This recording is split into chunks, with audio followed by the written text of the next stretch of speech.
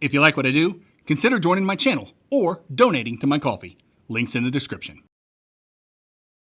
Hey, it's the Metroidvania Guru back again with another episode of my Metroidvania demo impression series, where I give my first impressions on the Metroidvanias demo.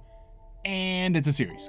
Today's demo, Mona the Endless Journey. Mona the Endless Journey is a dark fairy tale Metroidvania with Souls-like combat. It has a unique dual-character combat system, Metroidvania-style exploration, and subtle horror puzzle elements. You play as Lisa, a little girl who defends herself with a pillow, and Mona, this creepy girl who looks like she'll wait 7 days before crawling out of a TV to kill you. Spoilers, she's actually really nice.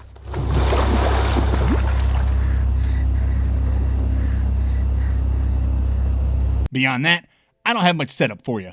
Mona and Lisa's relationship is an enigma, and where they are and how they got there is just as shrouded in mystery. As far as visuals go, this is a dark game with a spooky atmosphere. The environment has a kind of maritime meets midnight aesthetic that's genuinely off-putting. A perfect setting for an eerie and mysterious adventure. Character models and environments are in 3D, with characters mostly traveling in a 2D plane, making this a 2.5D Metroidvania. However, there are moments where the girls can go in and out of the background at 90-degree angles, which is not something you see a lot in Metroidvania exploration. It's unique, and I can't wait to see how it's utilized in the full release.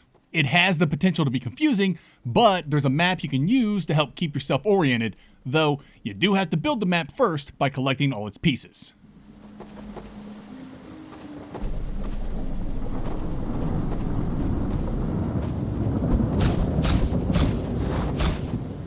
Let's discuss combat because it's pretty unique as well. You control both girls at once, so there's no swapping, and each girl has a specific function. Mona is the attacker, and Lisa is the defender. And when I say Mona is the attacker, I mean it. She's like a kung fu master mixed with a feral cat. Watching her take down these goblins is a whole lot of fun.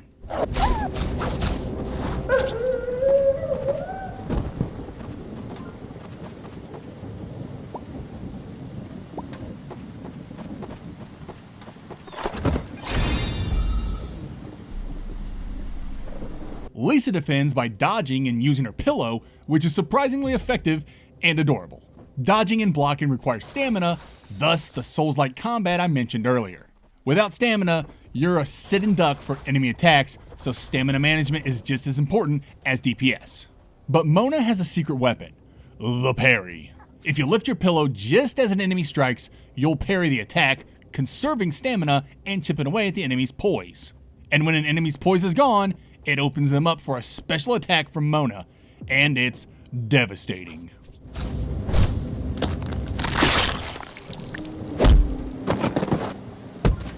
You probably noticed something else interesting about the game's combat. Encounters look a lot like a 2D fighting game. Whenever you come across an enemy, the girls kind of lock on to the enemy, and Mona steps in to defend her friend.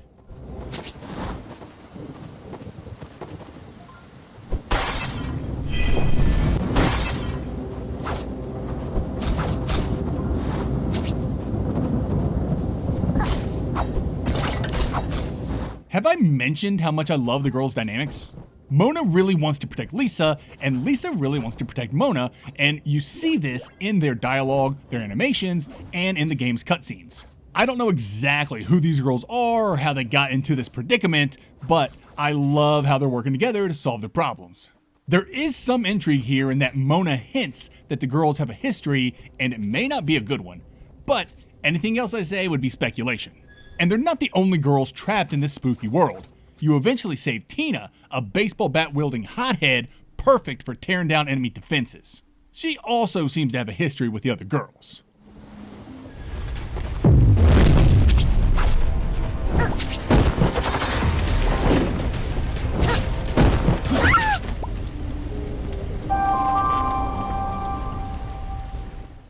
This is the demo's boss, and he is hard.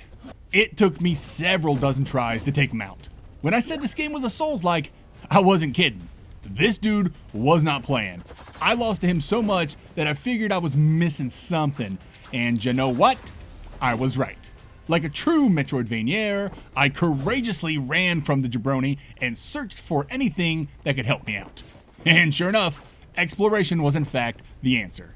I went back and found a path I had missed, and this led me to some interesting items. I found a firebomb I could chuck at him, and I found probably the most important item, a badge that gave me a rolling attack. Badges are accessories that modify your girls. They can increase maximum HP and give you brand new attacks, like the aforementioned rolling attack and a charged attack. Turns out, solving environmental puzzles and being observant pays off.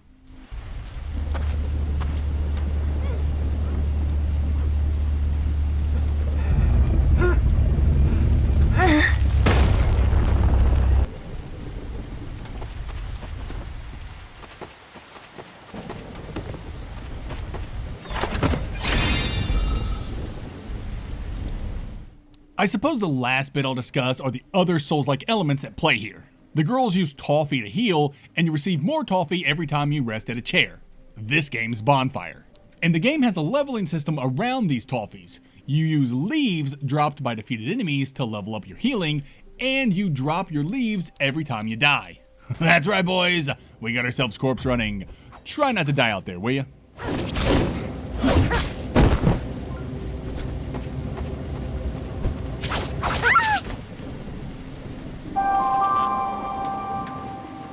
And that's Mona, the Endless Journey. There's a lot of mystery around what's going on in the game, and I like that. I'm interested to know who these girls are, what their relationships are, where they are, how they got there, and how are they gonna escape. One of the main objectives in the demo is to unshackle a whale. What's that all about? I can't wait to find out.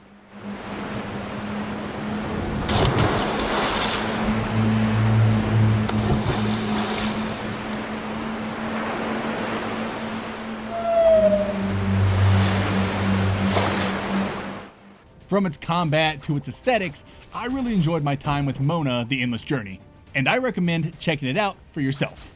I have a link to the game's demo in my description and linked comment.